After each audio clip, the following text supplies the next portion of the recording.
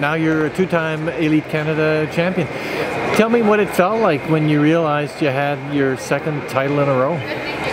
I wasn't actually thinking about, well, I guess it was kind of in the back of my head, just thinking like it would be kind of embarrassing, I guess, not to win it again, but that wasn't at all what I was thinking about today, really. I was just thinking about how many people were here and seeing all my friends again, and I actually thought about having a good time, and I did the best routines I've ever done under pressure in my life, and it just felt amazing. Is this maybe just an indication of the fact that you've really got a lot of mileage on now at big meets, and you're just starting to really get into the groove of what's needed at the big meets and to deliver when you have to? Yeah, exactly. Just being at all these national meets and everything, like now I kind of know what to expect, and today I'm speechless.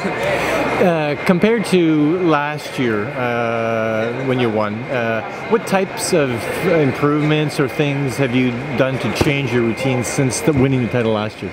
Comparing it from last year, well, I've added a lot more difficulty in my routines, so obviously my execution kind of dropped a little bit at the beginning, and like endurance was another thing, like adding all these difficult routines, adding all these difficult skills in my routines, then making them a lot longer, so I'd always get exhausted near the end, and like it'd be hard to like finish them, but just working on it,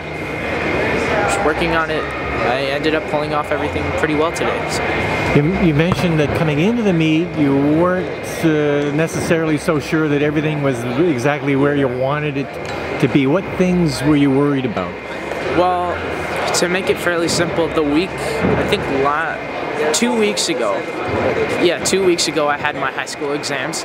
Because I'm in 11th grade, it's really important to actually ace them, and so I've been working a lot on my studying, and just it was always on the back of my mind in training, so like I never went full out. I wasn't as confident just because I was so worried about actually getting good grades on my exams. And then even after my exams, starting the new semester, I was kind of worried about how my new classes are going to work out with the busy schedule I have for the last half of the year.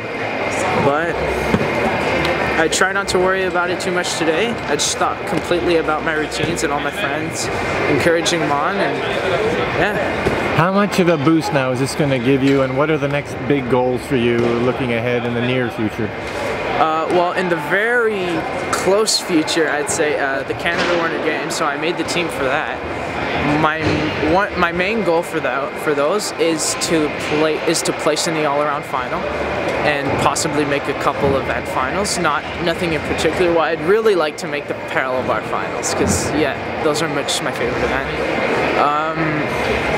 I'm actually hoping I may consider this. I'm not exactly too sure yet, but I'm possibly considering making a jump to senior for nationals this year. Because I made a lot of good, steady, consistent progress over the summer. So if it keeps going that way, then I may just compete as a senior and just jump right to it. Hey, one final question. When you heard that Montreal was going to get the World Championships in 2017, what was your reaction when you heard that? Hell yeah. I was like, hell yeah. Awesome. Okay, it's like, okay, I gotta get to work. Because it'd be so cool to compete at a World Championships in your home country. Yeah.